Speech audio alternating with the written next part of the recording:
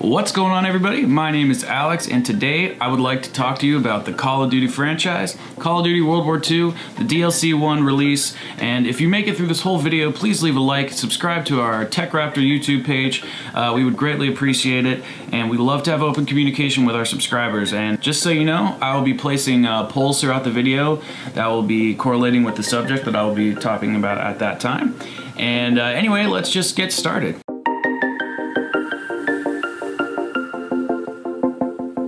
Activision's Call of Duty franchise has been a staple of the gaming community for quite a long time now. Every year we are presented with the latest and greatest conceptualization from the developers that they create for us, and every year we completely pick it apart.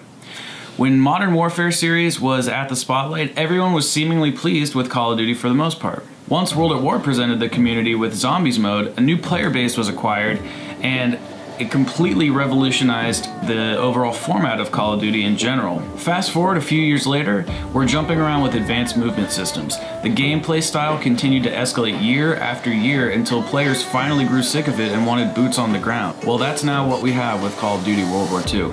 The game has the same three-tier format we know and love, campaign, multiplayer, and zombies, but something feels missing.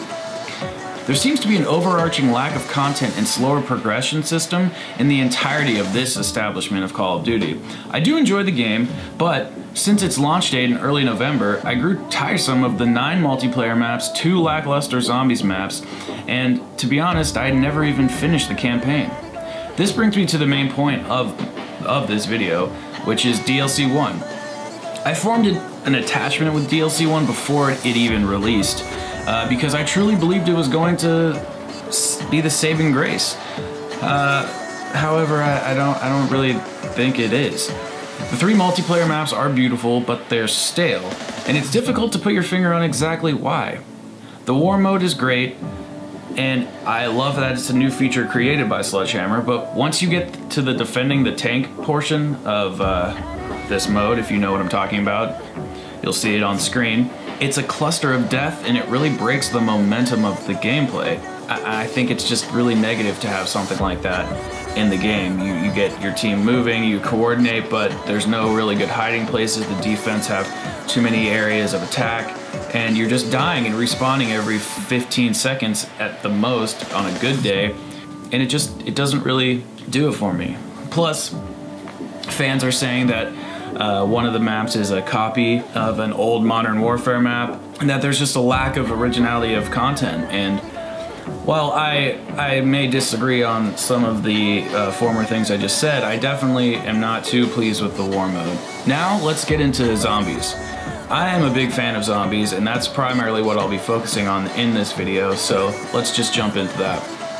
And I hate to say this, but there's something missing from Sledgehammer's iteration of zombies, and I think it has a lot to do with the gameplay.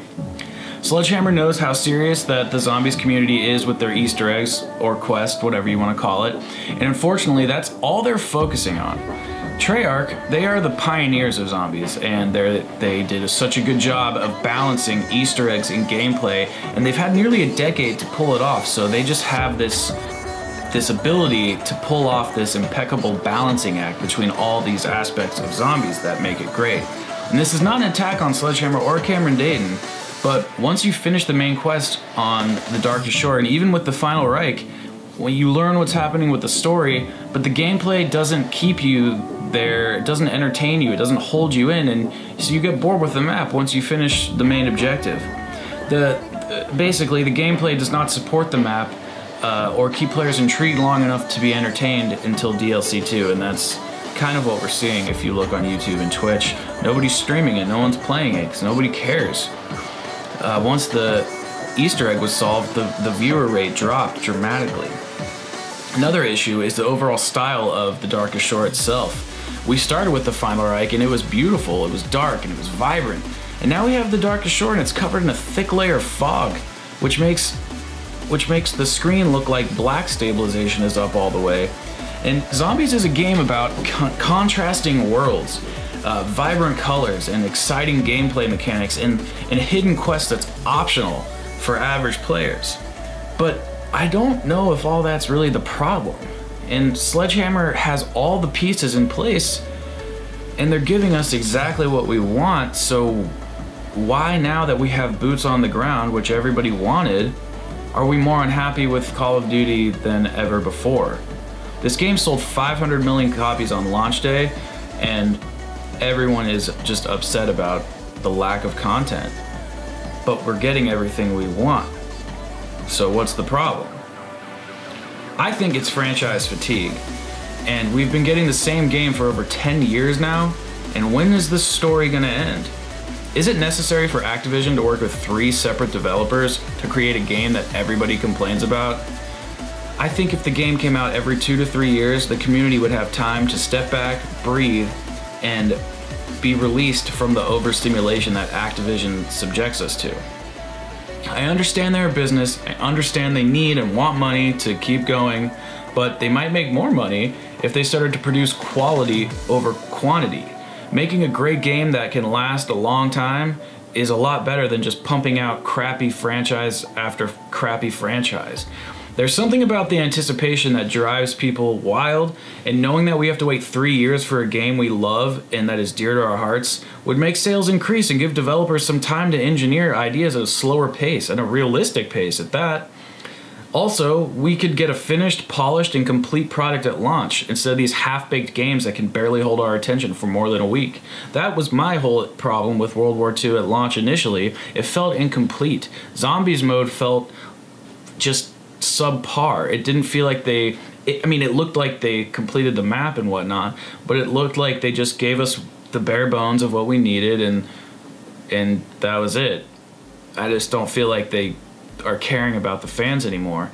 And I don't mean to sound like a Treyarch fanboy, but every time we get a Treyarch title, there's so much more than just a surface layer game. There's so much more to explore. There's such a deeper meaning into the game, and that's why I personally love Zombies mode and their titles better. But that's not what I want to focus on. I just think that this title, the Call of Duty, the franchise itself, is getting a little stale. Maybe we need a break from it, and we need to remember what we have and move on. If we just had a little bit of a break, I think we'd appreciate things a little bit more. But that's just my opinion. Anyway, I would love to know your thoughts and feelings about the Call of Duty franchise. Are you bored with World War II? Did DLC 1 live up to your expectations? What do you think of Zombies mode? What do you think of multiplayer? Do you like that more? Please let us know in the comment section below. And this has been Alex Parker with TechRaptor, and thank you for watching. Goodbye.